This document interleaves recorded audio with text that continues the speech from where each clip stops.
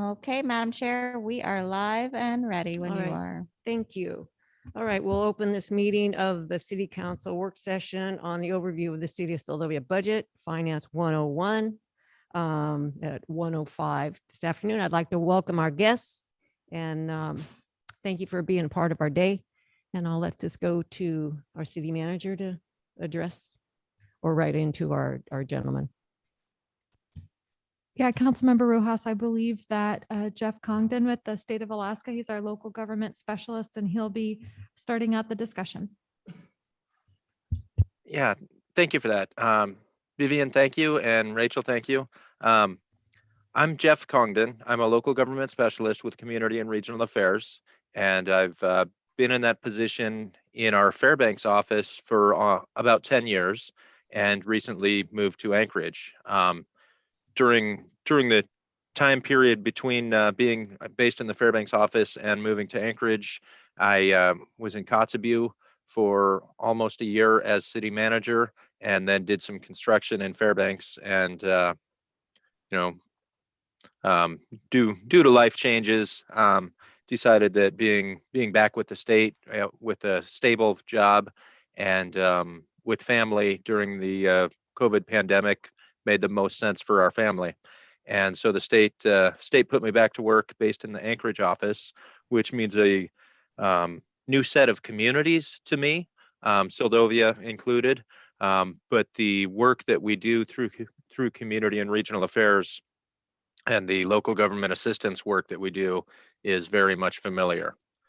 I think some of you, depending on length on council, would remember some of my predecessors, Ben Balavet or Jane Bower or Roberta Elisier. She went by Robin, or Jed Smith or Tammy Helms. Looking back through trip reports and staff reports, the relationship that Community and Regional Affairs has had with Seldovia through the years has been, I think, very, very positive and very lengthy. Let me see if I can pull up and share screen. And while I do that, Jed and Lydia are my coworkers, and I've asked them to join in and either participate in or be fairly silent in the discussion, but be a part of it and help nudge me back on track should the need occur. Lydia and Jed, you want to introduce yourselves while I figure out share screen? Sure. So my name is Jed Cox. I'm mostly based here in the Anchorage DCRA office. I'm coming up on 3 years with the division, and primarily I work with the bulk fuel loan program now. I've been transitioned in my duties more and more. I still have a handful of RUBA communities, like Jeff is assigned to yourself.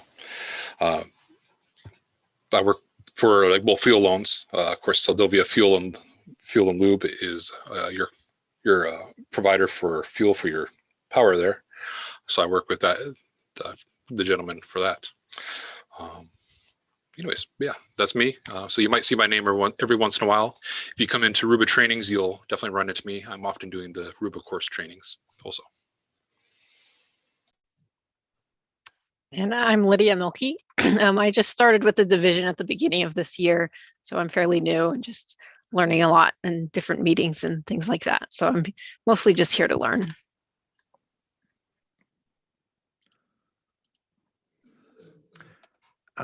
Let's see, Jed, can you see my screen too? I see you. Also wonderful. Let me back out of that and see if I can share the right screen then.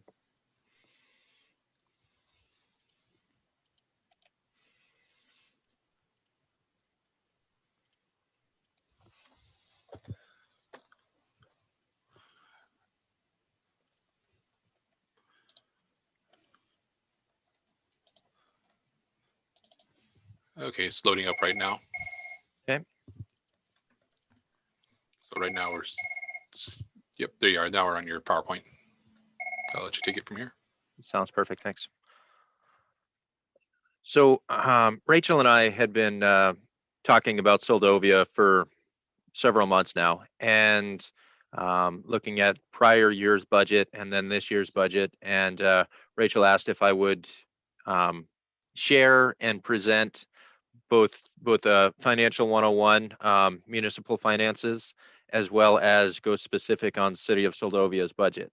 And so what I envision for the next 2 hours that I have you here is spending about half of that time, the first part of that time, going through an overview of municipal finances, governmental finances, a little bit of fund accounting, and quite a few PowerPoint slides that we'll just walk through that are predominantly borrowed from a rural utility business advisor financial management class that DCRA puts together and has. There's my contact information and Jed's contact information, as well as the DCRA website. There's quite a bit of information in the DCRA website, both specific to municipal governments as well as specific to water and wastewater utility management. And so both would be appropriate for City of Soldovia. That's the reason Community and Regional Affairs exists and the local government assistance program exists is the State of Alaska Constitution in Article 10 says that there shall be within the executive branch of government an entity that provides assistance to local municipalities. And so here we are. I've worked for the state for 10 years, and I've seen our program grow and shrink due to state funding. And so sometimes that constitutional requirement is met by a very hefty staff, and sometimes that constitutional requirement is met by not a very hefty staff. We have offices in Kotzebue, Nome, Dillingham, Bethel, Anchorage, Fairbanks, and Juneau. And through that widespread office network, we're able to assist communities throughout the entire state. And we work very closely with municipalities, that's cities and boroughs, and also with tribal governments, as well as unincorporated community associations in some areas. Having gone over that a bit, let's start moving through some municipal finances. Any questions so far? Council have any questions at this point? Okay, nope, go ahead, Jeff. Thank you. So governmental accounting, what is governmental accounting? We're going to look at a little bit of a difference between for-profit, like your grocery store, versus nonprofit, your government. We'll look at the accounting system, how to account for funds, and then we'll look at fund accounting, which is looking at different departments, different pots of money within your overall organization. What's the goal of financial management? Is to provide effective, efficient, sustainable services to your community. And what's the purpose of having a government? To it's to band together as a community to pay for and provide services to the community group. What do we want to do with that? We want to do that in the most efficient and effective way that we possibly can. We also want to make sure that we're providing services that are sustainable, that are long-term, and we can pay for through the future.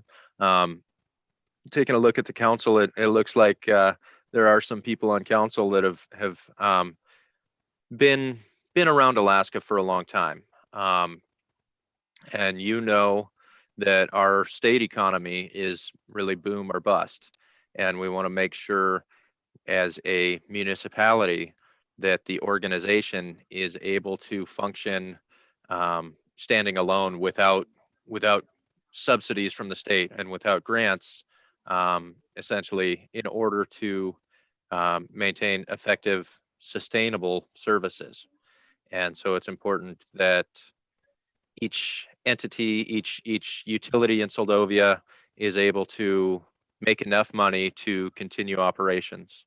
And so we're going to walk through some of that with this presentation, and then we'll get into the specifics of budgeting here in a couple minutes. What is a profit enterprise? That's a grocery store or a construction company or any business that's started by private entities that has the goal of making a profit. What's a nonprofit entity? That is a entity that their goal is providing services and maybe they don't care about making a profit. The difference in ownership typically is a for-profit entity may be incorporated as a corporation and owned by shareholders, or it may be owned by a individual, a sole proprietor. A nonprofit is going to be made up of potentially shareholders or community members or a diverse, broad ownership.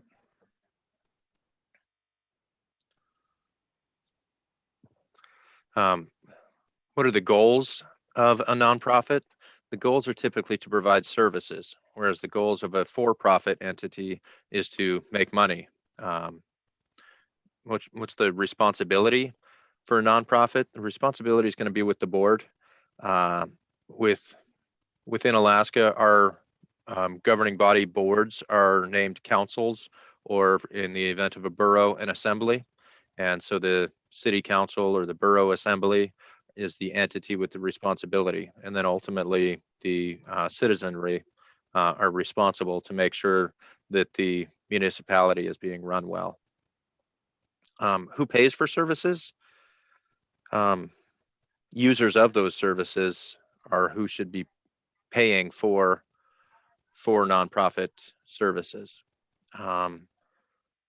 Other funds, and when you look at other entities, not municipalities, other entities throughout the state, you see funding coming from other locations. And so if you look at, in general, if you look at a native village, a lot of the funding is coming from the federal government.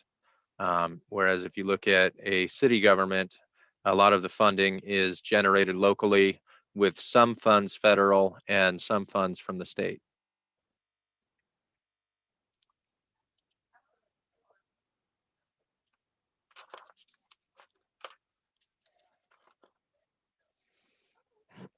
So how do we track those funds? How do we track the money that's coming in? How do we track the expenses that are going out?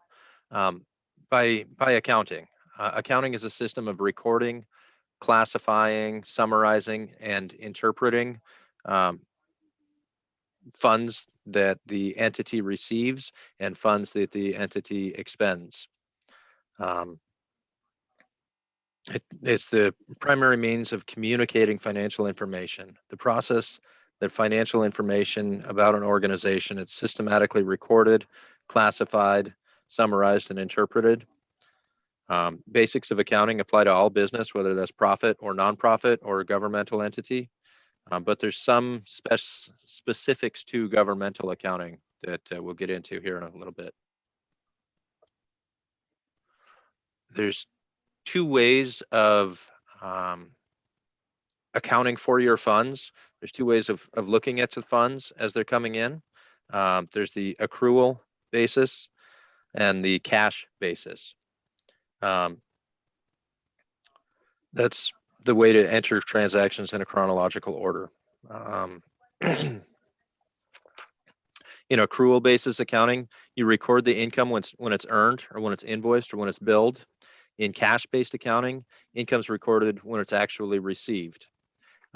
Looking at Soldovia and the size of Soldovia and the fact that Soldovia as a first-class city has an annual audit. Your auditors require Soldovia to account for your incomes in an accrual basis, which means that you record the income as you create the invoice. A lot of smaller communities, due to cash flow problems, we, Community and Regional Affairs, kind of step away from generally accepted accounting principles and ask some communities to record their income in a cash basis. The best practices program that is a program that we, through our Rural Utility Business Advisor program or branch, assist DEC with for water and wastewater utilities. Through best practices, we have a requirement of cash-based accounting. The reason we have that is so that entities can show not just how much they build, but how much they're actually receiving. Some of your neighbors, some smaller communities have issues with collections, and the amounts between accrual and cash base can be pretty staggering, just based on how much is billed versus how much is actually received. You guys, as a audited community, you have an annual audit, and auditors require your financial system to be set up and record transactions in the accrual basis.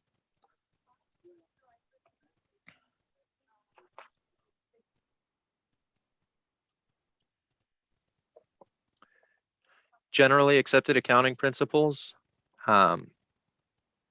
These are principles that are accepted by a huge body of actuaries and CPAs that require objective, consistent, fully disclosed financial information with good faith representation.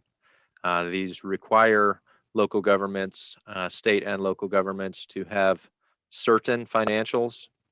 It teaches each entity to present financial information in a way that's comparable, consistent, neutral, objective, relevant, reliable, timely, and verifiable. The reason this body came to be in existence and create generally accepted accounting principles is to provide information that's valid and free of bias, to ensure that funds that are being stewarded by municipalities, by local governments, that the funds that you, the council, hold the responsibility to the public for, you operate in stewardship of funds, that those aren't squandered, that there's financial information that's transparent, that's made public, that is fully disclosed, and that your financial officers are held to a certain standard, these accounting principles that show how your finances are presented to the council. Each year, Soldovia is a first-class city. Each year you have an audit, and those auditors are a third party hired by the city to review financial transactions and financial operations of your city and verify and show transparency and stewardship. We'll get into audits in a little bit more detail here in a bit. The focus of governmental accounting is to show how money is spent and ensure that it's spent as intended and as approved.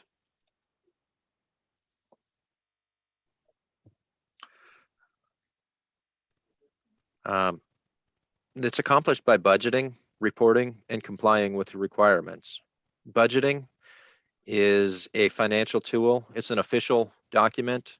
Municipalities, that's boroughs and cities, they pass a budget by an ordinance, which means that the budget goes through a public hearing process, and the entire public is made aware of that financial plan for income and expenses for your municipality. And then there's further financial transparency in that government generally accepted accounting practices for principles for government entities. They require you to have financial statements, and those financial statements show how funds are being spent in relation to the approved budget. Compliance Your entity is required to comply with state and federal requirements, as well as local financial and accounting requirements. And so what that means is Seldovia is required to comply with federal accounting practices, state accounting practices, and then whatever local accounting practices are adopted by your city. You guys have a procurement code that talks about how funds are expended for anything that the city purchases, dealing with dollar amounts and authorized purchases for individual positions within the city.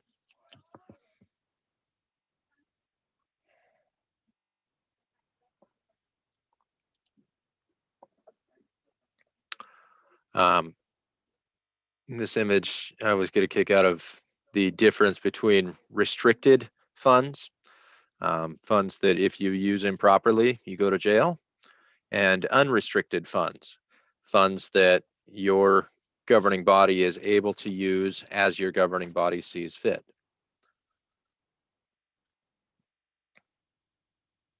And we'll go into some detail on restricted versus unrestricted funds. So fund accounting, municipalities have, this is a typical setup of funds available for municipalities and a typical setup of how entities track their funds. You'll have your general fund that is funds generated from taxation, from property tax, sales tax. Some entities have some restrictions on their tax depending on tax caps that they have in place, or what they have told the public that they would be using those taxes for. And so depending on local restrictions, they may or may not be restricted. But you have your general fund, enterprise fund. So an enterprise would be like a water utility, where that enterprise, the water utility, is making money and ought to be set up in a situation where it pays for itself. And in a lot of locations, the enterprise fund more than pays for itself. It also contributes to the general fund.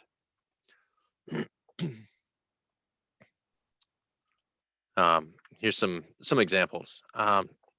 General fund will be administration, streets and roads, probably police. These will be funded out of the general fund, whereas your enterprise fund might be water utility, fuel sales, electrical sales, things like that. And an enterprise, a business owned by the organization, but that business within the organization ought to be set up in a manner that it pays for itself completely and can contribute back to the general fund.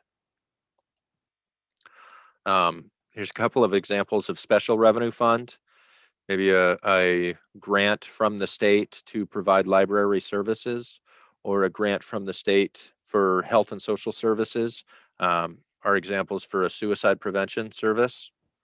And then there's a couple examples of a capital fund for equipment purchase or for facility construction.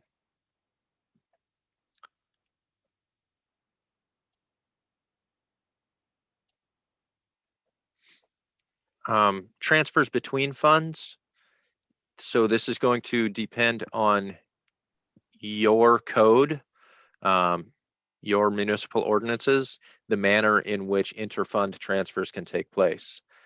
In Kotzebue, as city manager, I was able to, within a department, transfer up to $100,000 in that department through different funds. However, if you go into a inter-department, between two departments or between two funds, that took council action.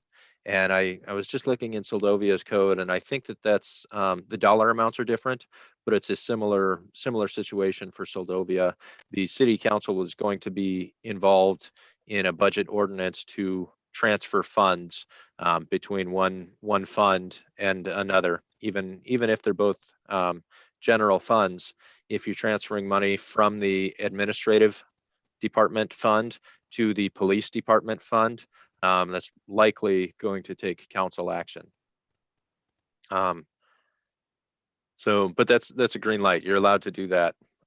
Red light, you're not allowed to transfer restricted funds. And so if you have money that is for a specific purpose, a grant given to your municipality for a specific purpose, like that, like the library grant, you cannot take library grant funds and use that for snow removal as a rough example.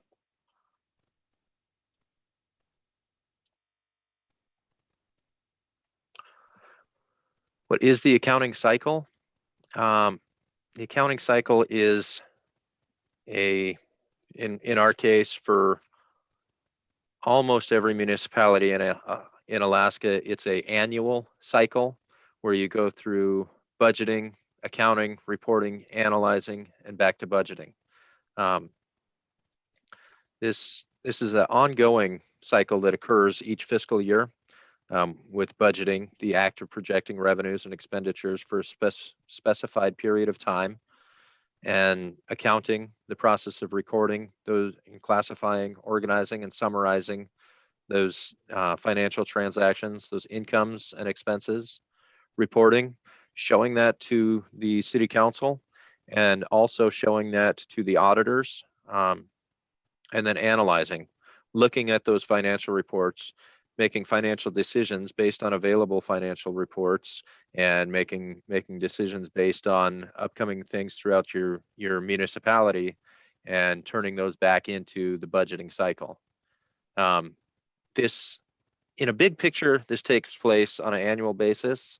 In a smaller picture, this takes place all of the time as your municipality is looking at the budget, looking at accounts and reports, and determining if a budget amendment needs to take place.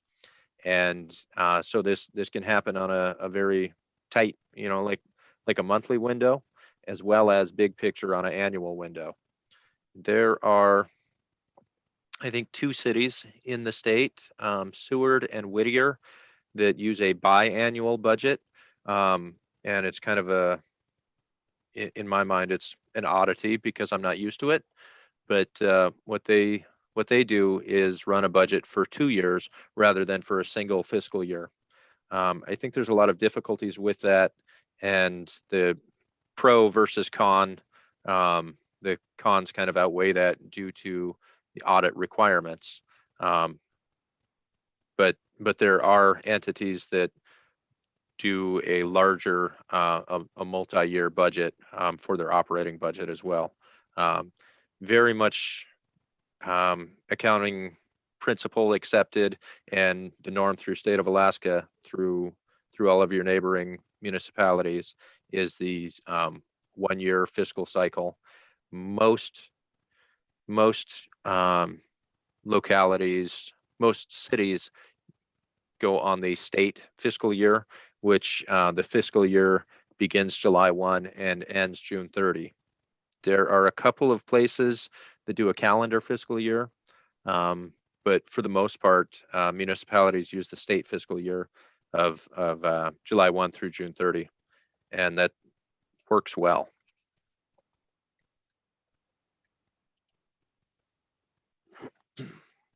Well, let's move into budgeting.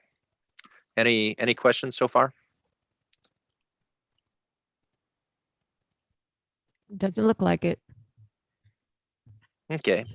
And what I envision is another 20-30 minutes of overview, and then a 5-minute break or so, and then moving into Seldovia specific, and through Seldovia specific questions and answers. That'll be more of a question and answer format, and we'll probably put Heidi and Rachel and Jan on the spot a bit as we go through Seldovia specific stuff.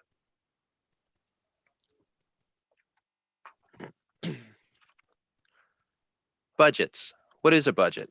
A budget's a plan for receiving and spending money over a set period of time. The budget identifies the sources and amounts of anticipated revenue, identifies specific purposes that money can be used for, and sets money aside for those purposes. Money identified for specific purposes can be referred to as appropriations. Most municipalities, like I just said, most municipalities in Alaska use the state fiscal year. That's July 1 through June 30. A lot of your tribal governments are going to be using the federal fiscal year of October 1 through September 30, coinciding with the federal fiscal calendar. This can get confusing every year. It's kind of confusing as to the difference between the calendar year and the fiscal year. And so let's see, we're in 2021 and still in, well, actually, we're in 2021, but we're in fiscal year 2022 now, as of July 1. And so, there's that gap of 6 months between the fiscal year and the calendar year. And so you always look at the next year for the fiscal year. So you'd call this current fiscal year that we're now in fiscal year 22. In order to show that funds are spent for purposes intended, each department, program, or project in governmental accounting must have its own budget, identifying the income and expenses of that department. All department program and project budgets are part of the single overall budget for the entire organization. And so what is a budget? It's the financial plan for the fiscal year, showing appropriations, where money's going to go, showing revenues, expenses, and establishing spending limits.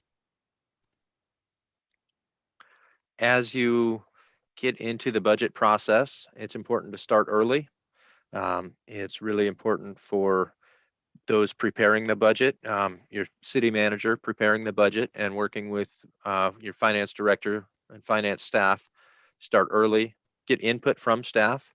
It's a big process to create the budget, and part of that process is going to include meeting with department heads, reviewing financial information from department heads, and projecting into the future, and taking that projections from staff, upcoming events in the community, upcoming external projects that are going to affect that department in the community, and taking that input and putting it into the budget. There's a lot of evaluating data and looking at estimates before that budget even gets in front of you, the council, and then you, the council, review those finances that your city manager and finance director put in front of you, do your own evaluation of data, bring more information to the table as far as upcoming projects throughout the municipality, certain trends that you as council members see, and put together estimates and make sure that the budget is balanced prior to adoption. Adopting a budget. Here's the process of adopting the budget. The budget is an ordinance. We call it a non-code ordinance because the budget is in effect for just a certain amount of time. It's not in effect into perpetuity. It's in effect for that fiscal year. And so the budget is non-code ordinance, but it goes through the ordinance adopting procedure. It's introduced, your clerk posts notices of the public hearing is held, and then it's adopted. Your code is going to talk about some timeframes for that budget, that when the budget needs to be first introduced or first read by the council or first introduced to the council. Sometimes some municipalities require to have that done 90 days prior to adoption of the budget or prior to the budget going into effect. Your guys' budget goes into effect July 1. I don't recall off the top of my head how long prior to July 1 that has to be shared with, shown to the council, introduced to the council, prior to the council introducing that budget as an ordinance. But we can, when we get into Seldovia specific, we'll look at that.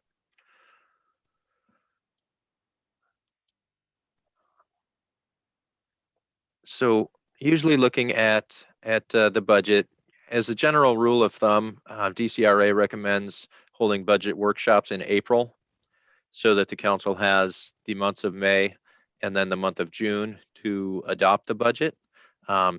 Depending on simplicity of the budget or depending on what's going on in your budget, that may work well to introduce the budget in the May meeting and then in the May regular meeting, and then adopt the budget in the June regular council meeting.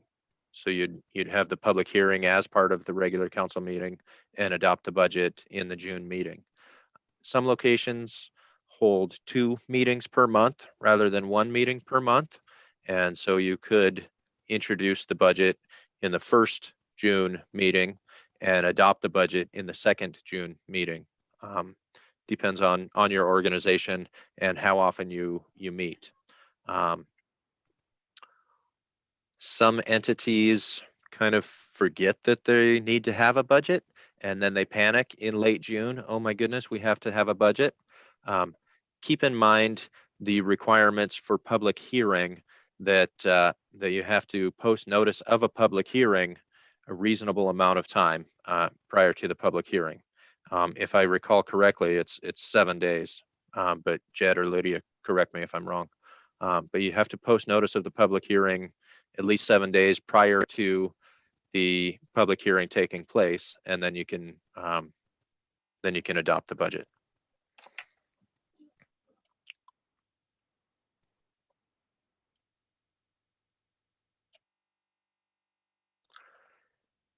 The state of Alaska has a really simple city budget manual, and this really simple city budget manual, it works. There's a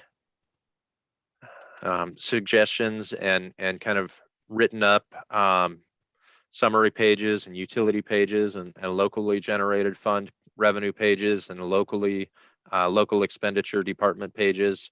That's available through Department of Commerce and then Division of Community and Regional Affairs webpage.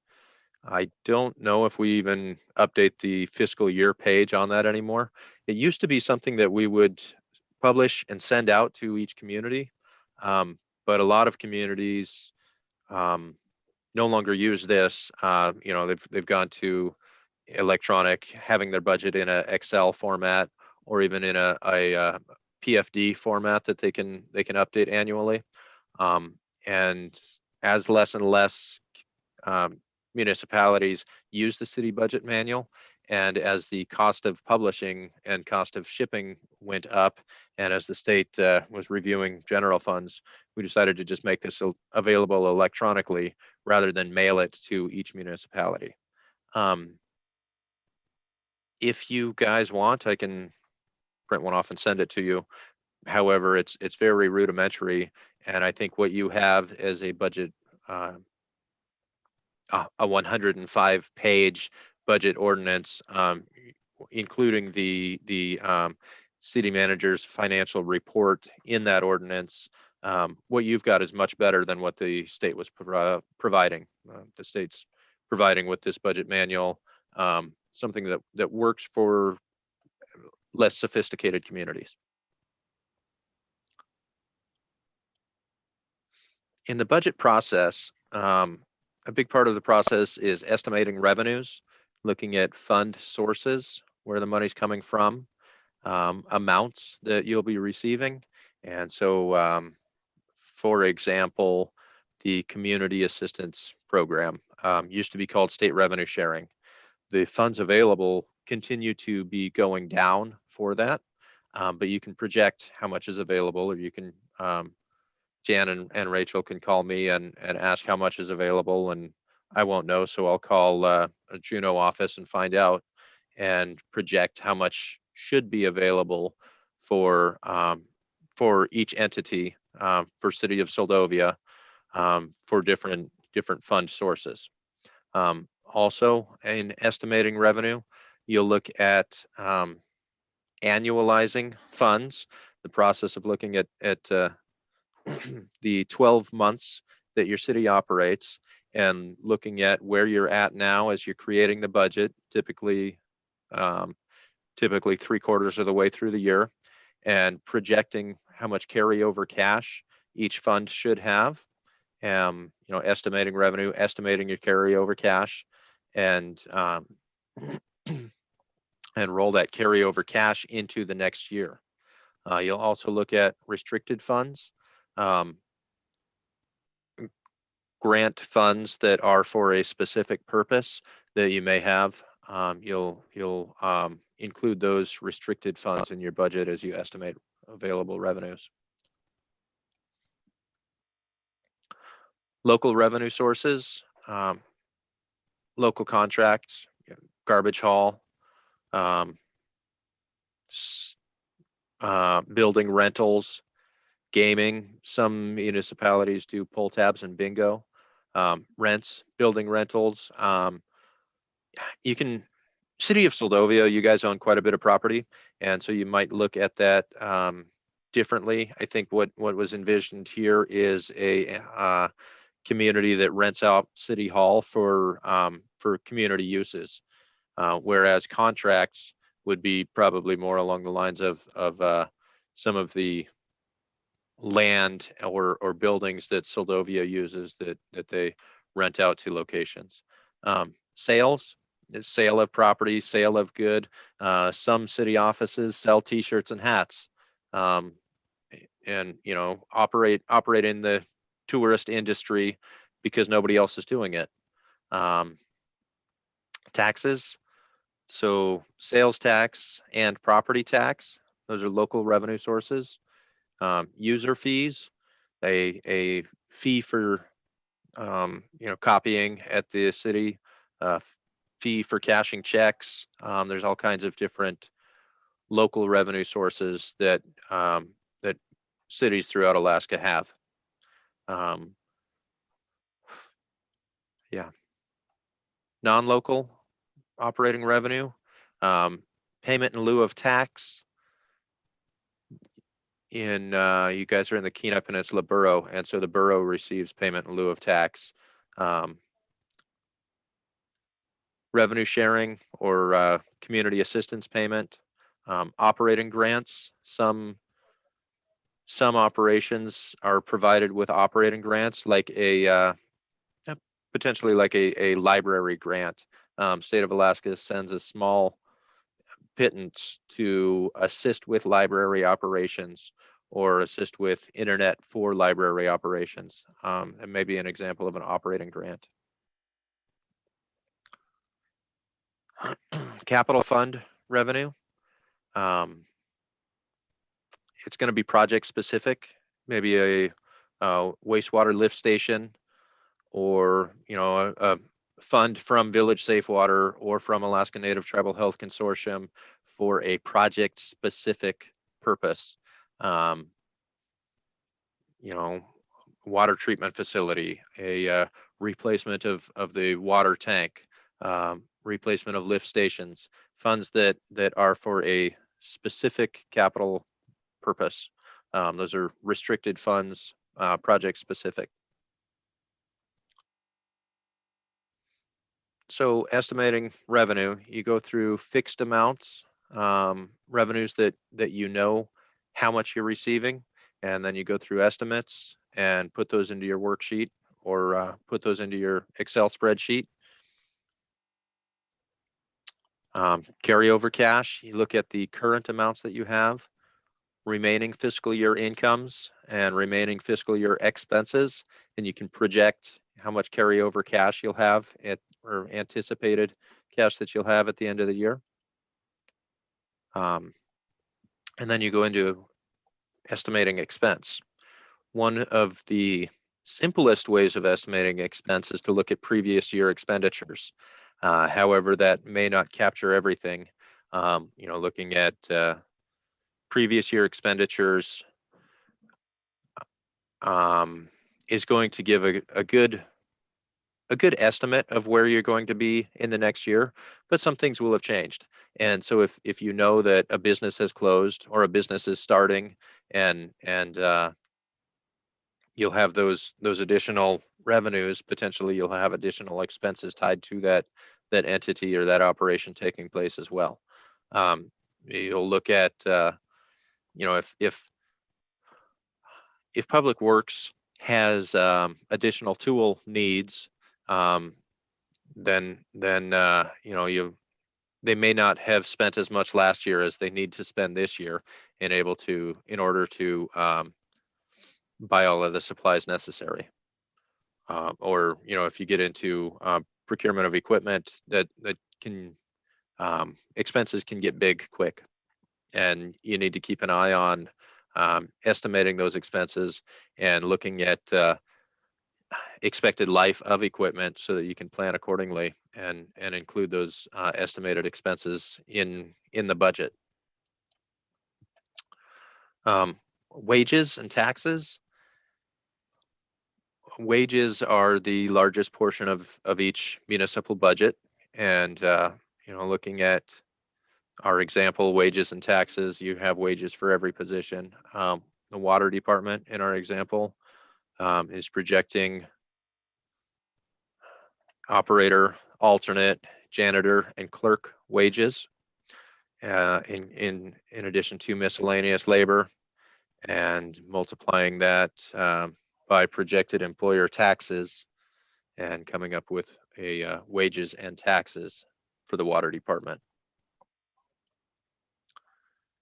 Other departmental expenses, communications, telephone, internet, electricity, heating, insurance, supplies, other. And then there's also repair and replacement. Our estimate for the purposes of this class is looking at repair and replacement as a 10-year life expectancy for items. If you're looking at less than 10 years, then you'll be looking to repair that item. If you're looking at greater than 10 years, you'll be looking at replacement of items. And that's the differentiation that we use as a rule of thumb for whether an item is critical spare parts to be kept on hand. If it has a lifespan of less than 10 years, then it's more of a consumable. If it has greater than 10 years, it's more of a capital expense, and you should be putting aside 10%, looking at if you have a 10-year life of that item, you should be putting aside 10% per year until you have the replacement amount set aside and ready to procure that item with it.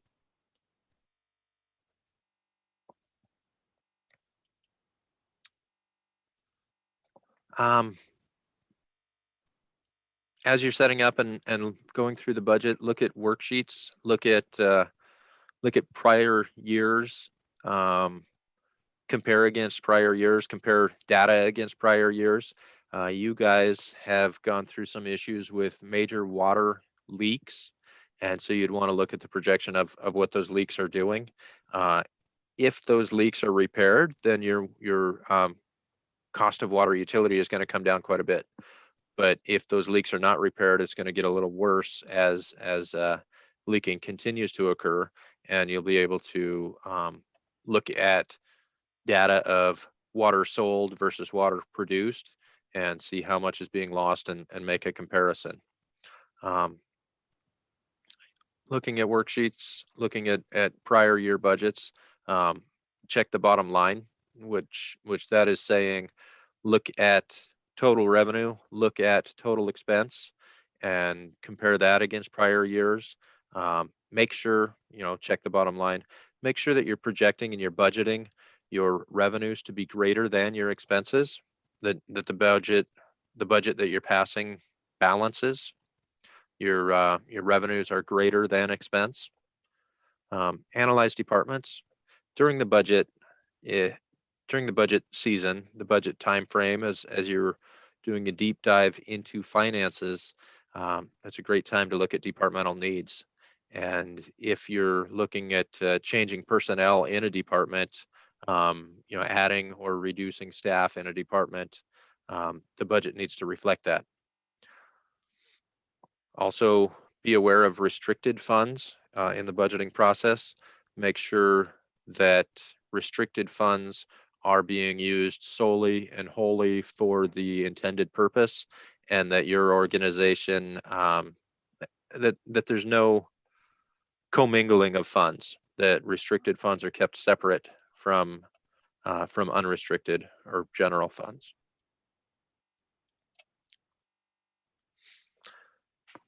Okay, so the council has reviewed the budget. The budget has gone through the first read, public hearing, second read, adoption.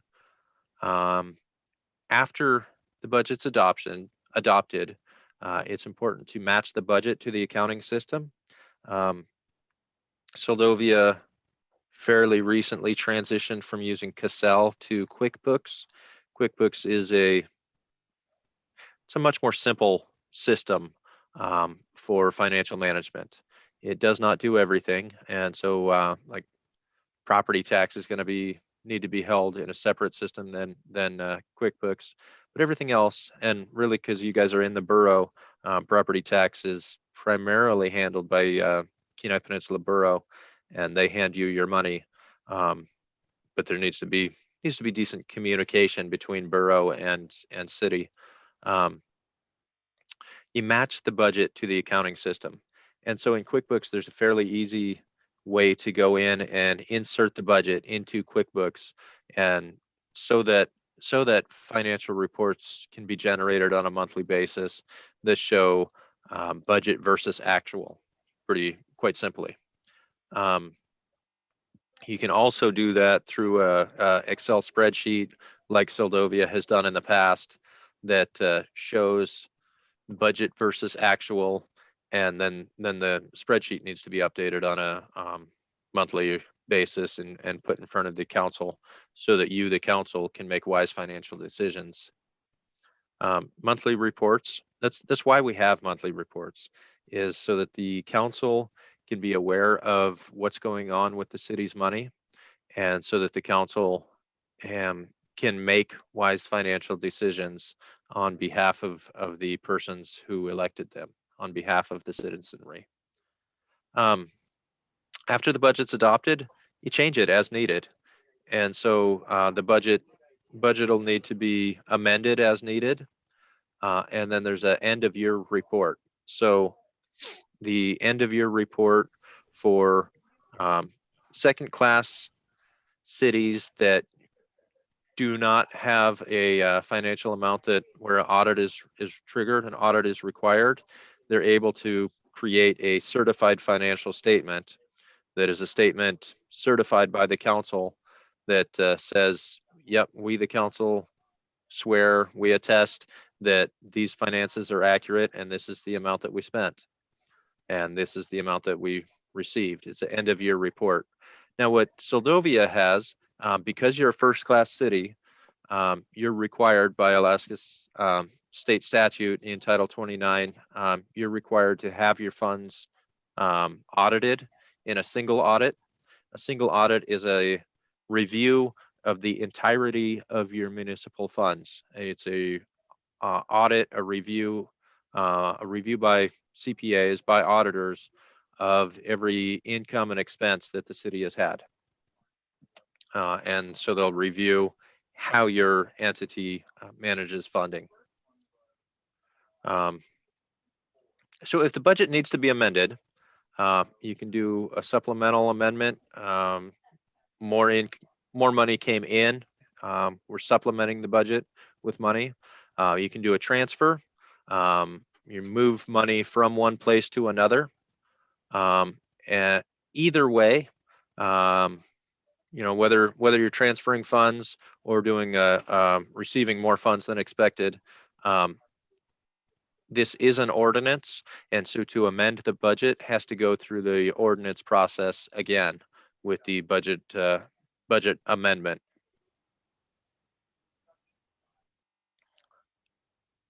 So that's a simple overview of municipal finances and a simple overview of budgeting. Madam Chair or City Manager Friedland, either one have any objection to taking maybe a 5-minute recess and then reconvening to talk about Soldovia specific? That would be great. 5 minutes? Is 5 minutes enough? Yep, I think so. Sounds perfect. See you in a few All right. minutes. Okay.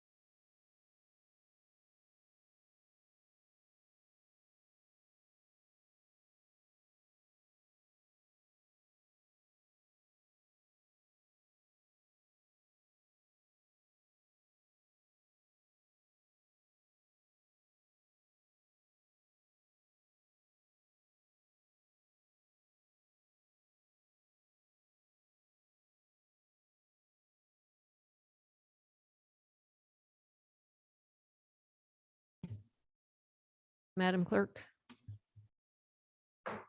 I believe we're ready when Jeff's ready.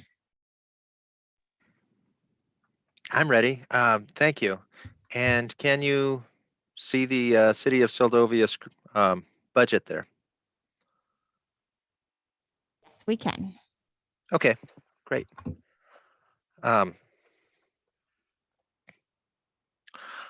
like your budget. I like how it's put together. I think it's great to have the narrative included, and some locations have a budget narrative with reference to pages, and then you get into the financials and it's strictly financial. That's fine. You guys have goals and objectives and narrative running through the budget um, and footer notes throughout the budget. That's fine. I don't know that there's any way that it matters whether you include all of the departmental narrative within the department budget, like it pretty much is, goals and objectives, mission objective, versus having all of that in the previous budget narrative. Regardless, that's it's good either way. I really like your budget, your city manager, your finance officer. They've put a lot of work into this, and it's a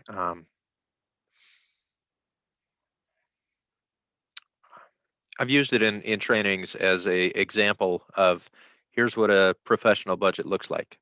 Having said that, there's always room to improve, and I'd like to kind of dive into some numbers.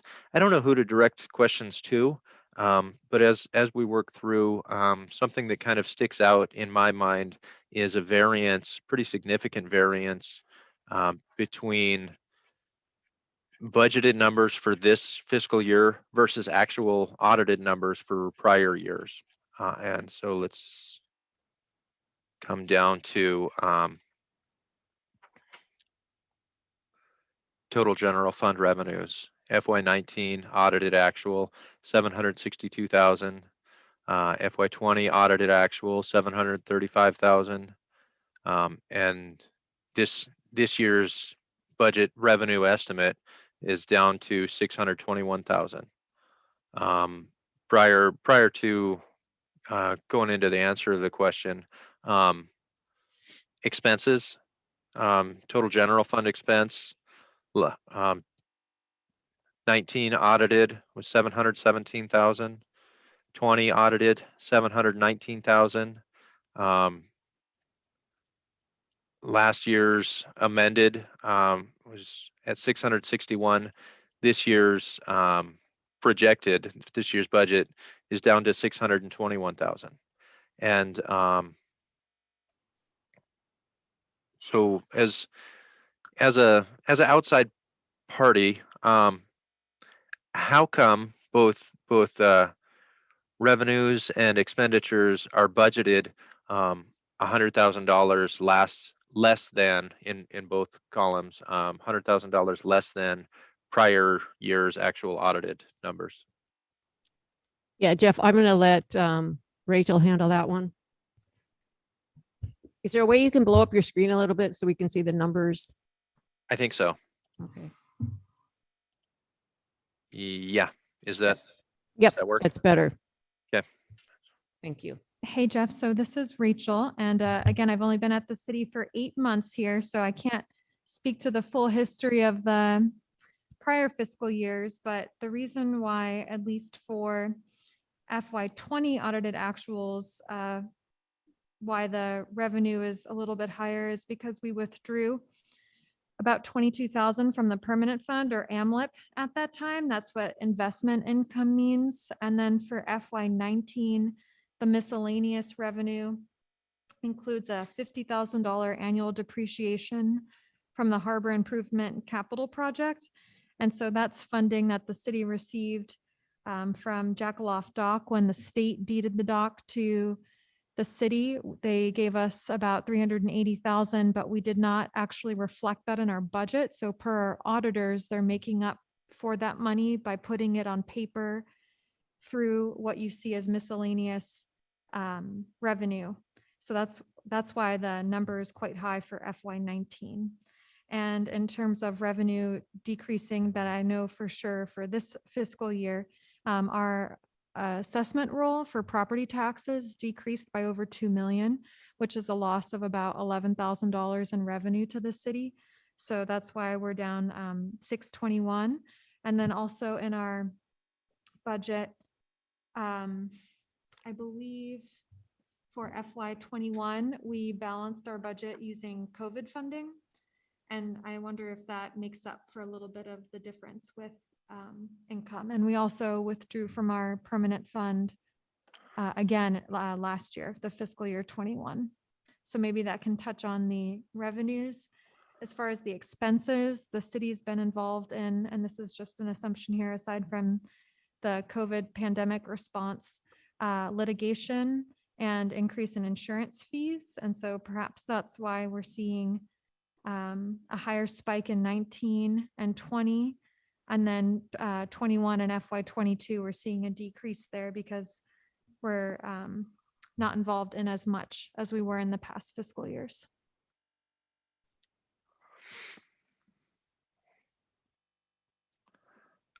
Let's talk about the Soldovia Permanent Fund.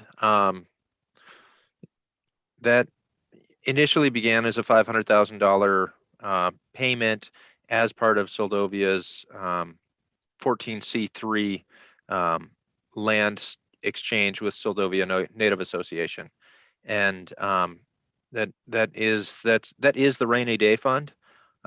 Is that rainy day fund? I think you told me before, Rachel, but how much is there, and what's the intended purpose, and what is the city doing with that, and is that fund growing or shrinking? That's a great question, Jeff. And I'm looking up here. I'm still trying to understand what I think is the Soldovia Permanent Fund, because we have our sole rainy day fund in the Alaska Municipal League local investment pool. And I was under the impression that what the city calls AMLIP is directly equal to our permanent fund, but there actually may be a commingling of funds there. And so I think per our auditors, and perhaps the finance officer can help me with this, because she had a recent update on the fund balance for the permanent fund, but a part of our AMLIP is the permanent fund, and then the other part are fund balances. And so when I wrote the manager's message, as of May 7th, that whole account was worth basically $250,000. And it's since decreased further, but I'll lean on our finance officer to give us the latest and greatest numbers. Hi, this is Jan, and I'm afraid I don't have a lot to add to that. And I don't have that number right in front of me. But yeah, it was, I want to say, yeah, so the corpus of the fund was approximately 570,000, and then we withdrew 30,000 to support the harbor kiosk project, and so the corpus is now roughly 540,000. It's a little bit over that. And then I believe there's approximately another 290,000 in the AMLIP fund on top of that. In terms of the commingling of funds, I can't speak to that. I'm still trying to figure out the history as well.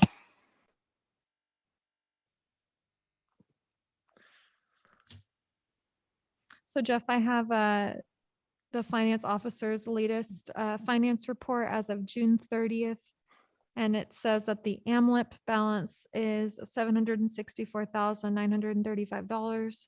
And of that, the permanent fund makes up $540,144. So in the 30 years or so that we've had the permanent fund, that $500,000 right now we only have $540,000. And that's because the permanent fund has been used over the years, which has been hopefully brought before council for approval of the use of those funds. So in the 30 years, we have a surplus of about $40,000 from that original $500,000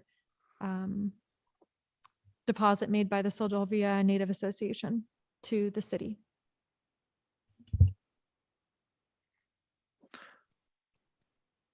Thank you. And let's see, council, Sildovia City Council, I kind of see this time as a time for a fairly free discussion. And so if you have questions, now's a wonderful time, and I will help Rachel and Jan and Heidi muddle through them.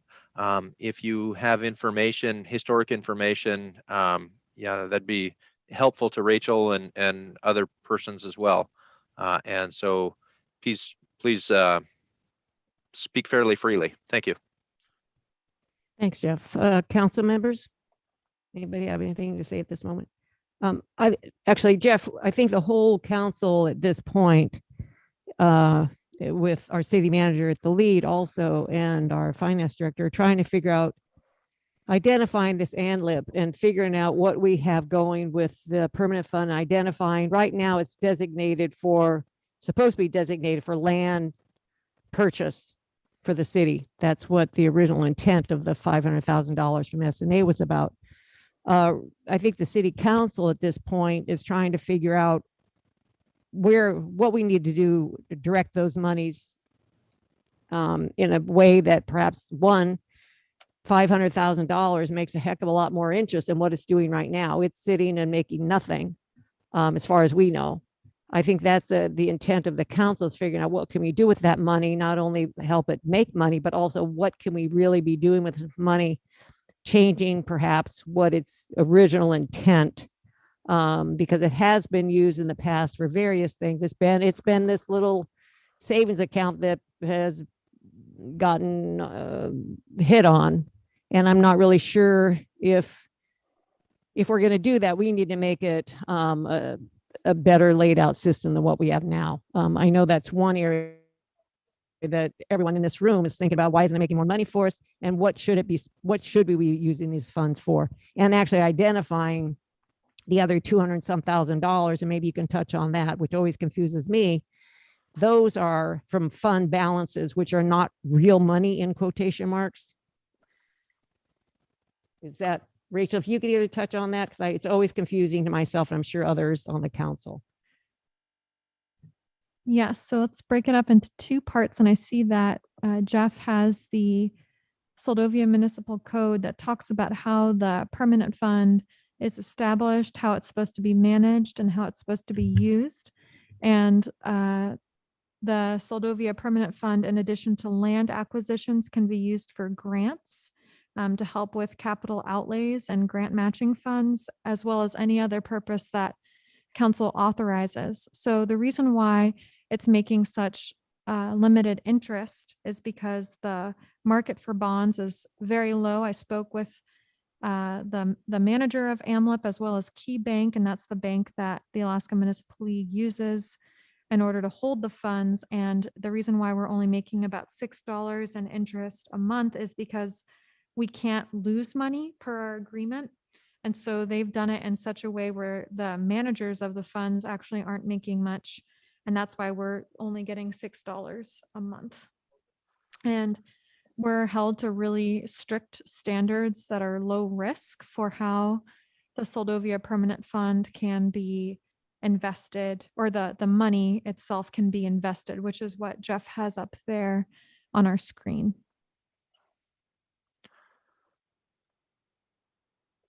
I'm not a fiduciary, and I'm not much of an investor. My investment is personal investments of a retirement fund and then some equities that I play with. But looking at histories of municipal investing, looking at comparing your guys's versus City of Koktovik that I'm fairly familiar with, and other municipal investments. Most municipal investments were set up in the 1970s, 1980s, in a time where bond and treasury rate of returns were, 4%, 5%, 7%. And if you look at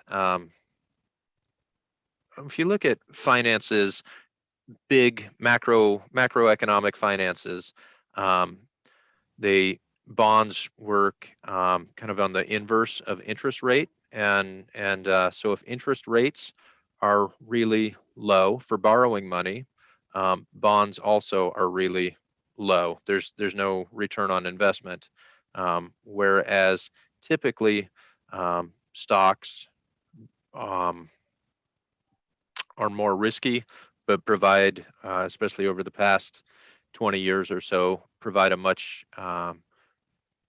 more growth in an investment.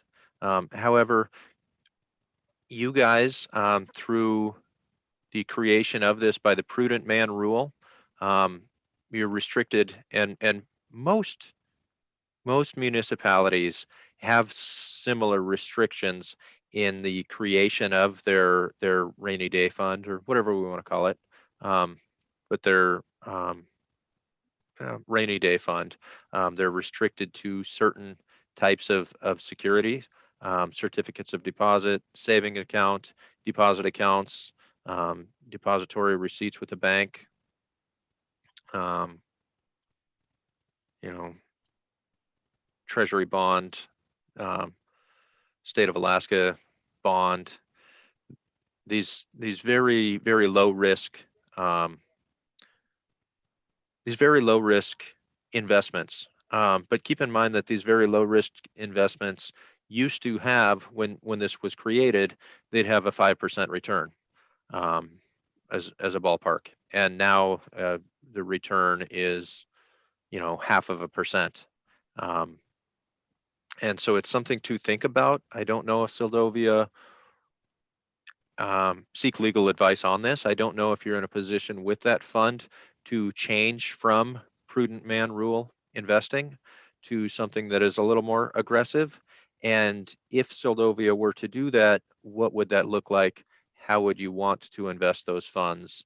These are big picture questions that your representatives through Alaska Municipal League investment pool, or specific to the holders of your investments. I think Rachel said KeyBank.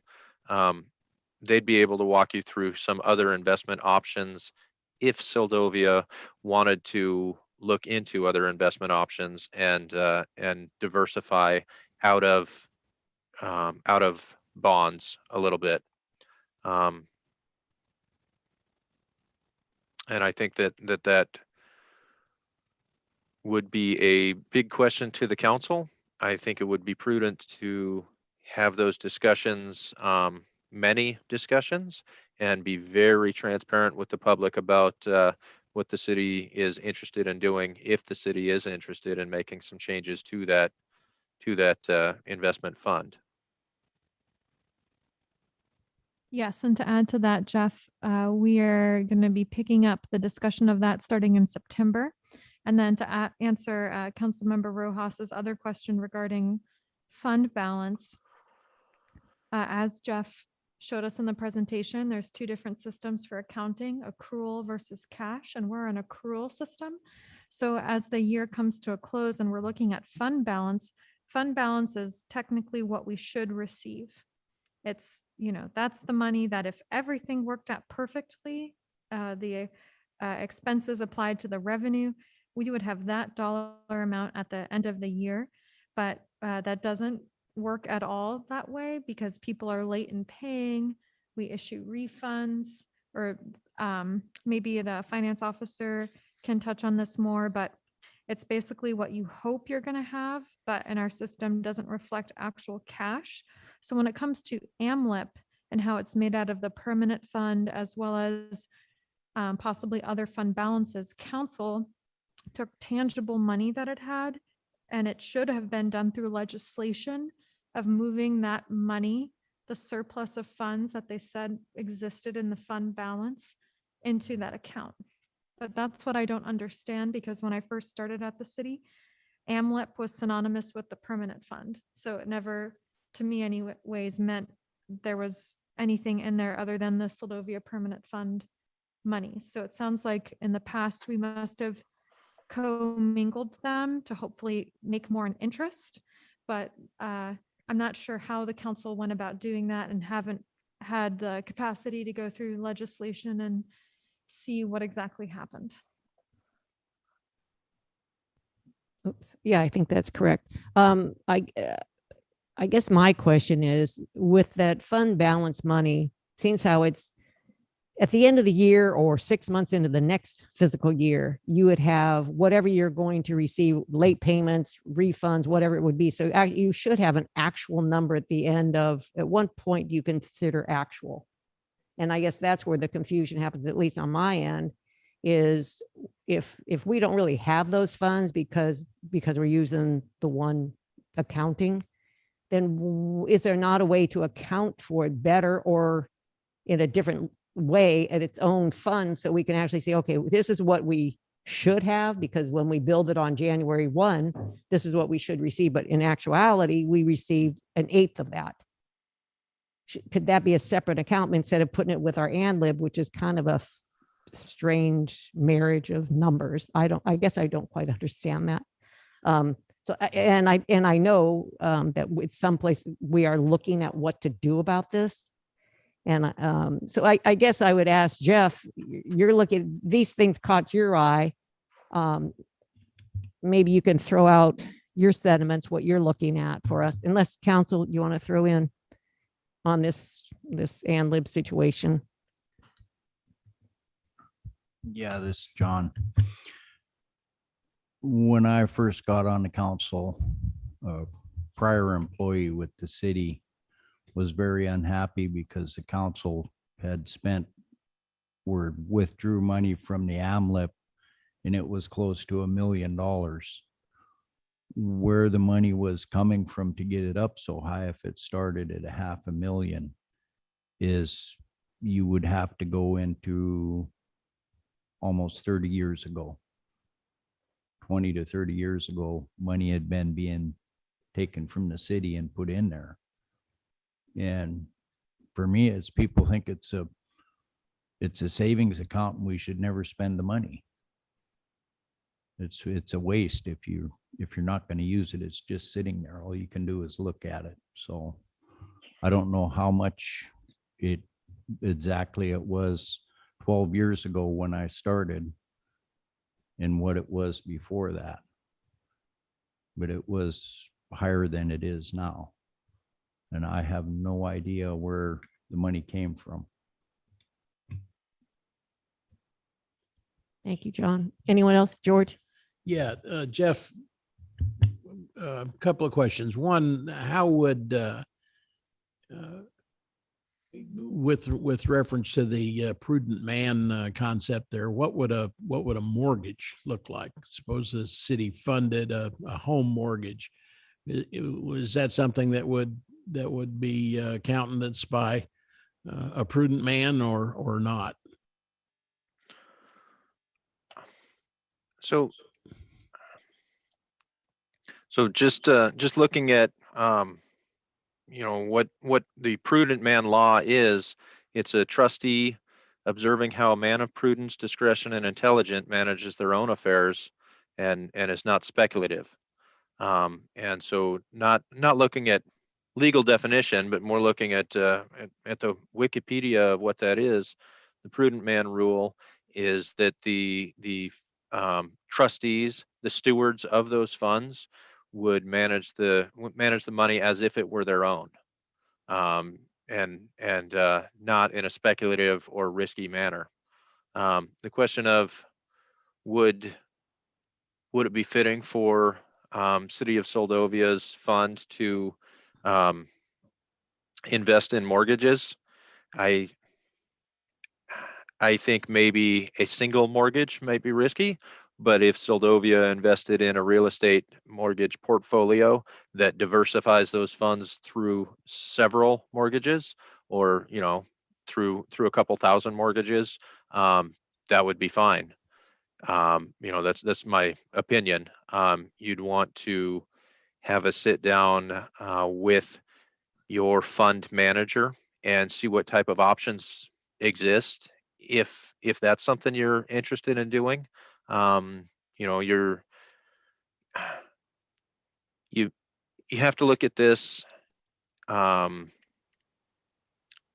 in the truth that you, the city council, are a steward of the funds. They're not your funds, they're the city's funds. And so if you make a decision that is benefiting an individual in Soldovia by the city owning a mortgage on a house in Soldovia, that's not going to pass the red-faced rule. You know, if you're benefiting a individual.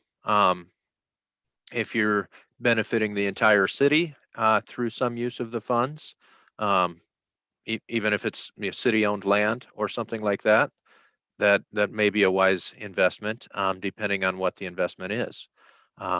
Or if you're looking at you know, a real estate portfolio that is professionally managed and purchases real estate throughout the U.S. or throughout state of Alaska, like Alaska housing finance issues sometimes, that may be a wise investment. I don't know if I think both funds through Alaska Municipal League investment pool, as well as your funds. I think both funds are sitting at Key Bank, and it sounds like they're commingled. And so maybe your fund got put into Alaska Municipal League's investment pool at some point. That's something that historically should be chased down. And then if the city wants to, real estate can have bubbles. And so it can be more of a risky investment than some things. But that would probably have a much better return on your investment than what you currently have at like 0.5% or less through treasury bonds. Well, we're just groping for a way to have that fund produce some revenue for us. You know, if we just got to sit there with it, let's put it to work. The return that we're getting right now is ridiculous. It's less than nothing. How would I think that a single new home mortgage has got to be one of the safest investments in this country today. We had a major problem with people defaulting in houses back in the 80s, based on people, you know, not qualifying for loans. Basically, I think that's kind of gone away, particularly if the city itself was issuing a mortgage on a one-on-one basis. And I'm not really talking about being limited here to Soldovia. I'm talking about, you know, investing in some place that would be advantageous to us, and not having to pay a bank or some middle person for the use of our money as well. Maybe we need to change the code in order to have a little more freedom to deal with this stuff. You know, it just doesn't make much sense to go belly up with $500,000 in the bank. The rainy day is here. That makes sense. The rainy day is here. If you're doing any change, you're going to have to change the code. And so if you're going to move into any type of stocks or different funds, electronically traded funds or anything, you're going to have to make some amendments to the code to allow you to do that. As far as investing in a single new home mortgage, anecdotally, I know private investors, say individual persons who do that and do well at it. I've not had the experience of the city doing that on a investment for a mortgage that is, for a building that is not owned and occupied by the city. But I think that you could vet that and make it work. I caution against putting all eggs in one basket, so to say. But I think, looking at individuals who have loaned for construction or loan for home mortgages, it works and can be a good return. And the money is backed by something. Then the money is backed by the actual home. And so, as you're saying, it's a safe investment.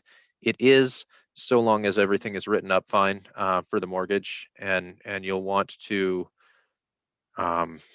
sit down with an attorney and pay that attorney for their time to make sure that the city's investment is squared away and safe. If you're doing that, make sure that the amount that you're receiving in the end is going to pay for that attorney's time. For a couple of hours of vetting your investment or going through the contract and setting up that contract in a way that ensures that the city is made whole if something goes wrong with the mortgage. So, looking outside of traditional investment where you're at, if you do that, you're going to have a little bit of an expense with attorney fees in order to put your funds into a mortgage or into real estate like that. Or I think that would be prudent to do that. Yeah, we've got a helicopter flying over us right at the moment. Actually, it sounds like it's right overhead. So Jeff, as Rachel said, we're going to be visiting this ANLIB account and trying to figure out what to do. What's ATA? Yeah. And so moving forward with our budget, when you saw it and you looked it over, and I agree, the compliments go to the staff about how the budget was put together and a narrative. And I think that narrative actually helped our city manager kind of understand and our finance director understand where we're at. Overall, what does it look like to you? I know that we maybe only have 20 more minutes, but is there any areas that jump out at you that for someone who's just looking at it would want to know what's going on with this budget, or are you seeing a trend or anything of the sort that could help the council members that are here and to move forward? As a trend, I see revenue decreasing and expenses increasing, and that's not sustainable. And so somehow we've got to get a grasp on municipal revenues and make more money. This talk about changing the way that the city's current capital is invested, that's a wonderful conversation. Another conversation that needs to take place is reducing expenses. And so it's a biggie, and it gets all kinds of, depending on the expenses that we're looking at reducing, it could be palatable, and other expenses that I think the city should be reviewing politically might not go over well at all. But our issue here is, there's only, our problem here is that we have, I always throw out this number, it may be inaccurate, 143 households that really support this budget and support the infrastructure of Seldovia. So it is, there was a period of time where the city of Seldovia for many years had grants and they relied on the state. And as your first sentence you pretty much said was, that's not an area to rely on for sustainability. So we're looking at, we're not too many frills here. Maybe there's some frills that we need to look at and address and say, you know what, we can't do this. We cannot support these based on the public not willing to pay more mill rate. We're talking about increasing sales tax. I mean, there's all these things that need to bring in some kind of revenue, but we're looking at things with a pretty fine tooth comb. And that's what we're mandated with, just because we are not on a sustainable budget.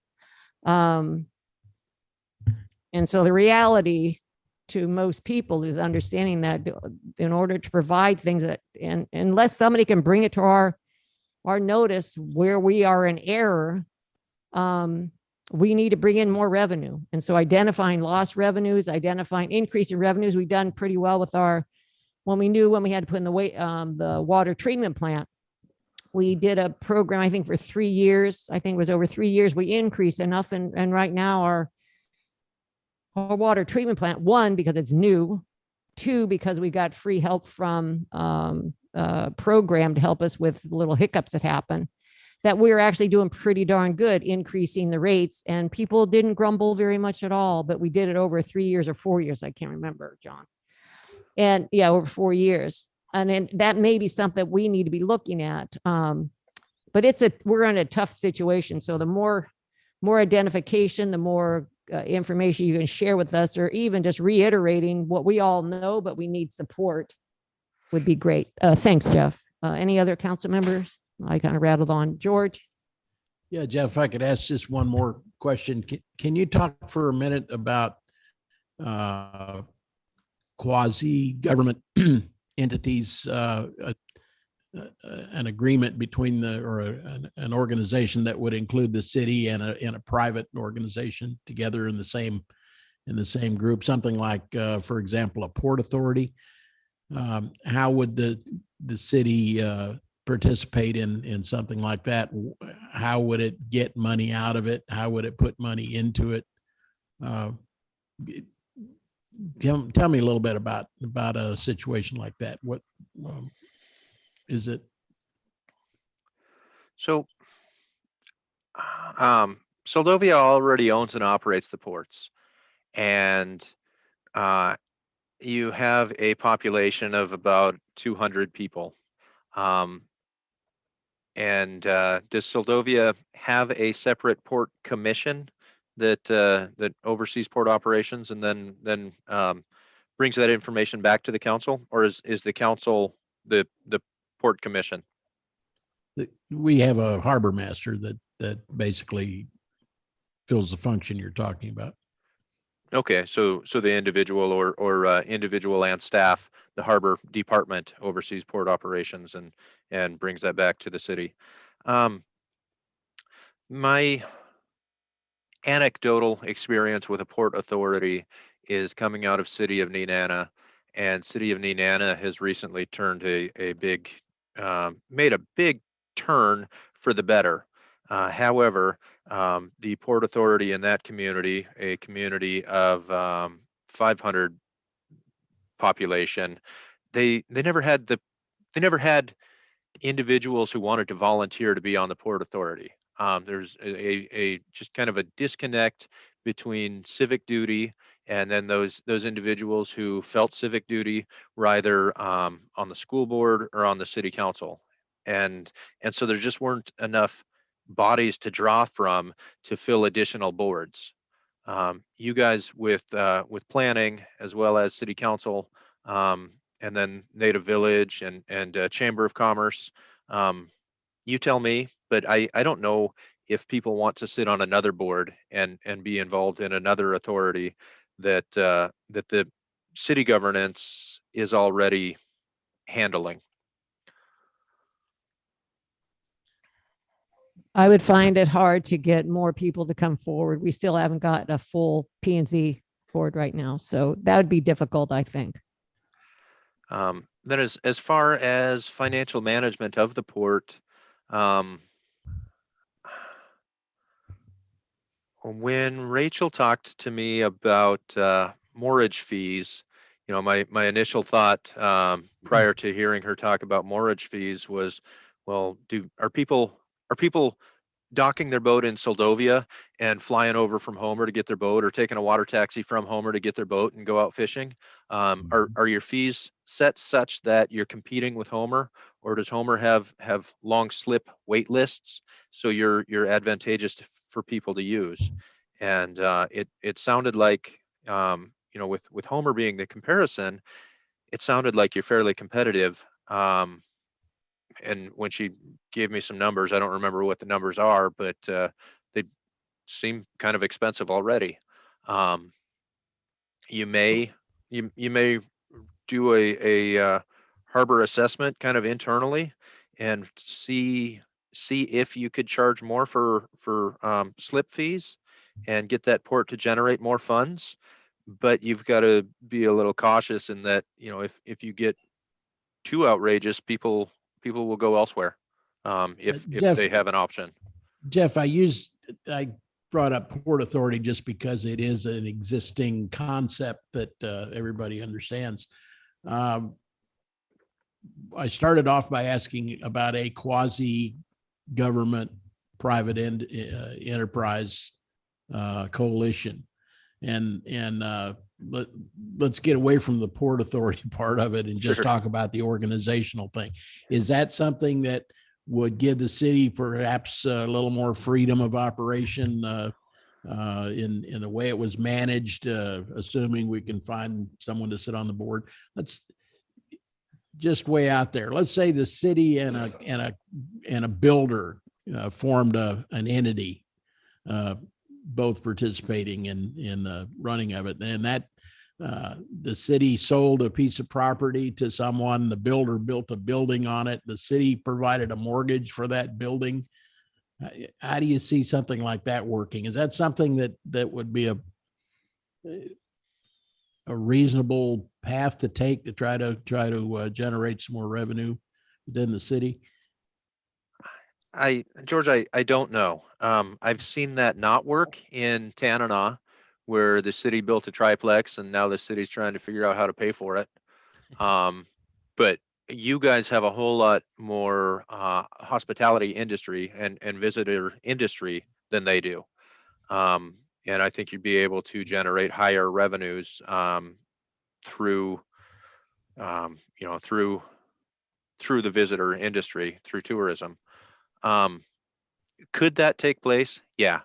A city is viewed as a corporation and can sue and be sued, own property, do anything that a corporation can do. And so the city could joint venture and do a project, or joint venture long term and form a quasi-governmental agreement like you're talking. How would that work? It'd be really difficult in that there will be issues with the how is that fair to other contractors if the city is also a contractor? There's some public perception issues. There's some issues financially, depending on where funding is coming from. Can the city turn around and hand funds to this company for the company to build whatever they're building? What might be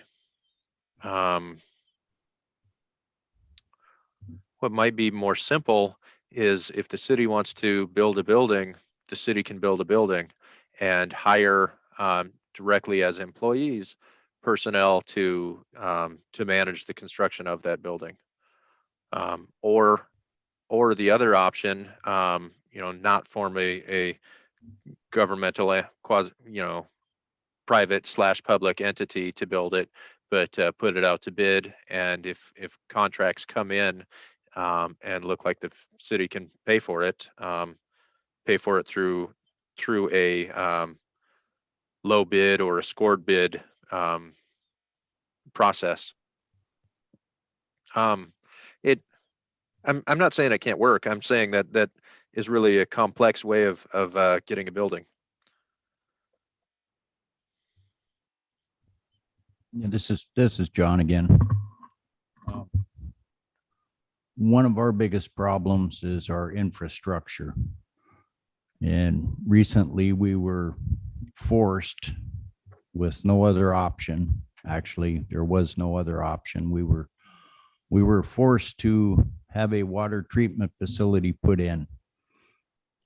And in short-sightedness, nobody bothered to say, well, it doesn't do any good to have a water treatment facility when you have 56-year-old water lines that leak. When you shut it off in one place to fix a leak, you create 3 more. And now we're on the list to be forced to have a modernized human waste facility put in. And I've brought it up before that to do that, we need new sewer lines. Yeah. We also need lines. We're currently spending a big chunk of money every year on fixing water lines and valves and stuff like that. And we're pulling from one pot to pay for another. And it's just it's 3-card Monte with our pots of money. And a big portion of it is because of infrastructure.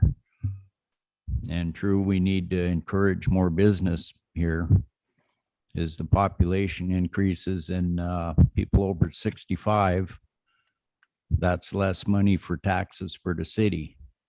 And there's been a good chunk of people moved here that are over 65, and there's more on the way.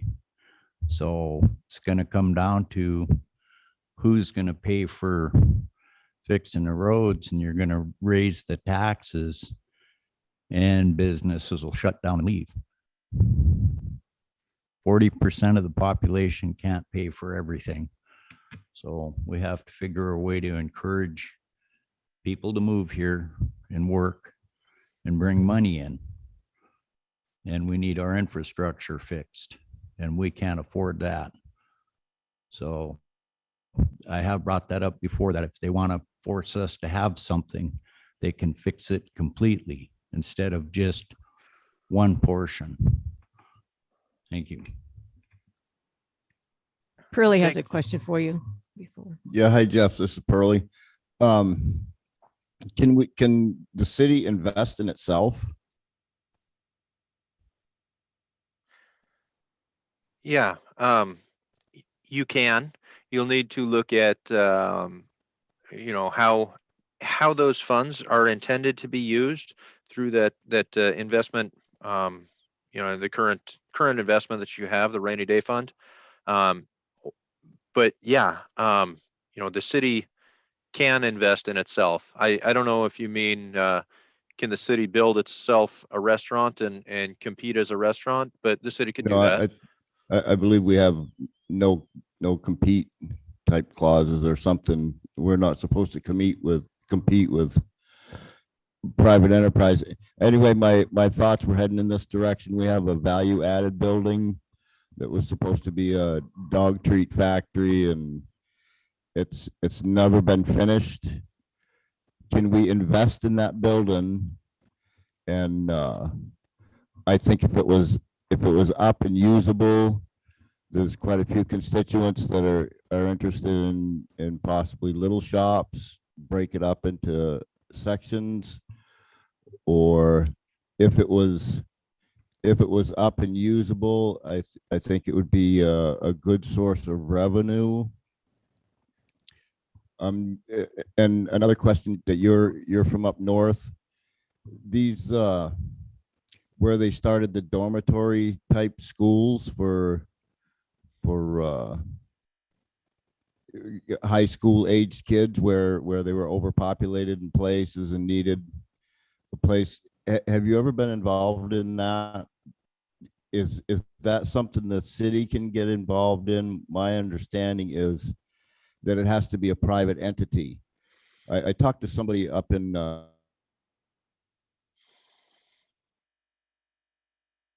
I believe it was, did they have a group setting like that for high school students? Our school is way under what we can handle. The school just down the coast from us is 40 over capacity. And So my understanding is the federal government gets involved with a $3 million grant to build your building, and then the school board takes over for staff I'm just wondering if I'm getting some false information there, or it seems like a kind of a win-win for Seldovia to get involved in something like that. But is that possible, or does it have to be a private entity? So the issue Seldovia has with that is the Kenai Peninsula Borough provides and has school powers. The entities that I've worked with, City of Galena and City of Nenana, are neither of them are within the organized borough, and so both of those municipalities must provide school services. And since they have that option at the local level to create and run boarding schools. What Galena has done very well is the both the Gila Learning Academy as well as their homeschool program. And Nenana also ran a homeschool program that increased the enrollment amounts significantly and brought in funding for the school district. Galena did that so well that they're have been able to maintain and operate that Galena Interior Learning Academy. Can Seldovia do that as a city? Yes. Is there enough money in it to operate a boarding school? I don't know the answer. But you'd have to work very closely with the Kenai Peninsula Borough School District, and it would be in a lot of ways it'd be the school districts. You probably could get into a situation where Seldovia owns the property and leases it to a school district for a purpose like that. Can the city run an entity where they create? I'm assuming like a fish byproduct salmon jerky, or fish byproduct dog food or something. Absolutely. Or the city can own the building and lease it to a company that does that. Either one.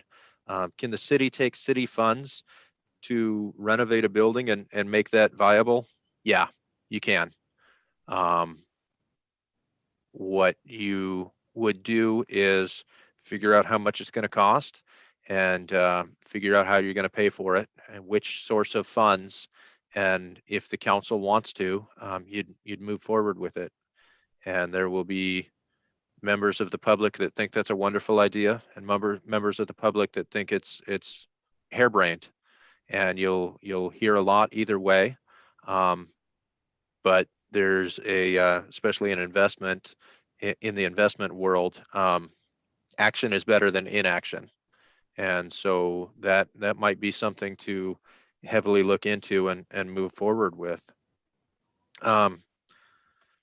John, the issues with water, your water distribution system and your wastewater collection system, keep lobbying that.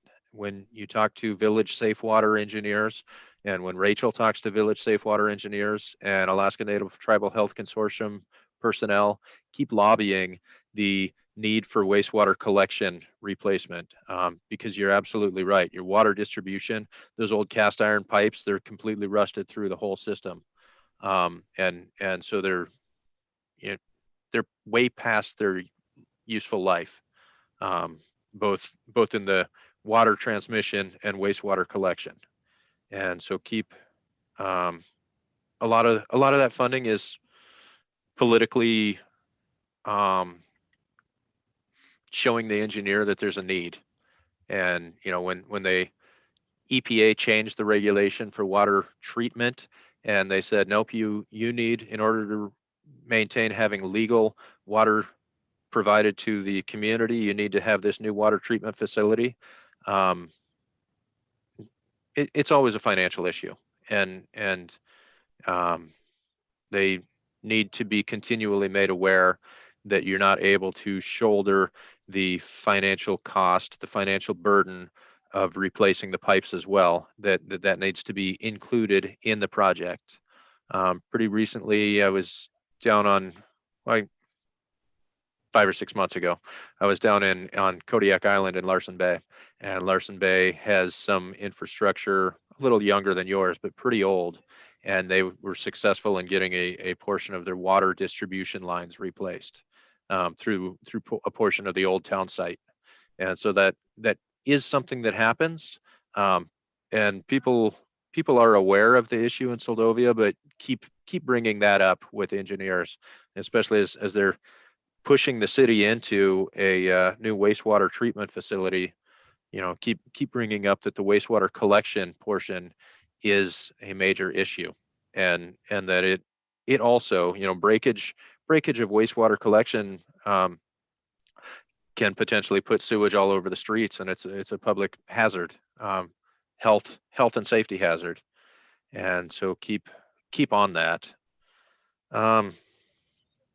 What else can the city do? You know, reduce expenses. Would the city be able to afford less services? And maybe a continuation of a conversation as we're kind of at our time frame. But that's something that the council needs to be looking at and making some tough decisions on, as far as do we need to approach public safety to increase the amount they pay for police services outside of town? Do we need to approach out of towners for services that they use within the municipality? Can we charge for the library? Different things like that. The answer is typically yes to all of that type of question. Does Soldovia need public safety? I don't know the answer. I can see the call volume. It's not a rough and tumble town, but maybe Soldovia does need public safety and for that department to continue. There's big questions that the city council needs to ask each other, as well as ask the community. Other questions as we're ready to wrap up? Excuse me, Jeff, I was just going to say to Rachel, I know she took some notes. So if there's anything that she's gathered tonight or today that she'd like to bring up for the council's information, that would be great. Thank you, Councilmember Rojas. So very quickly, thank you so much, Jeff, for sharing your time and expertise. And I know that in the future, we can call on you to help with specific topics as it comes forward, because we will be having a conversation on the reduction of expenses, as well as different ways to increase revenue. I just wanted to clarify when you were going over the process for budgeting and the different funds, you went over general fund, enterprise fund, special revenue fund, and capital project funds. And in Soldovia, our enterprise funds are actually called special revenue funds. So I just wanted to get that on the record that for us, it's one and the same. And I had checked in with our auditors, and they said that they should remain special revenue funds rather than switching over to enterprise, which would more correctly reflect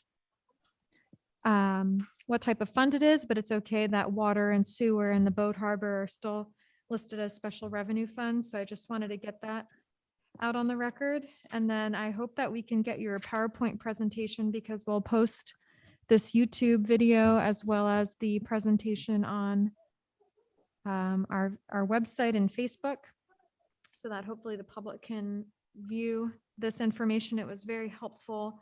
And I appreciate that the state of Alaska has its eyes on Soldovia to see how we can improve our public services with the financial reality that we're facing. Yeah, please know that you're not alone in these financial realities. The last year, inflation is rampant, and so costs will continue to increase.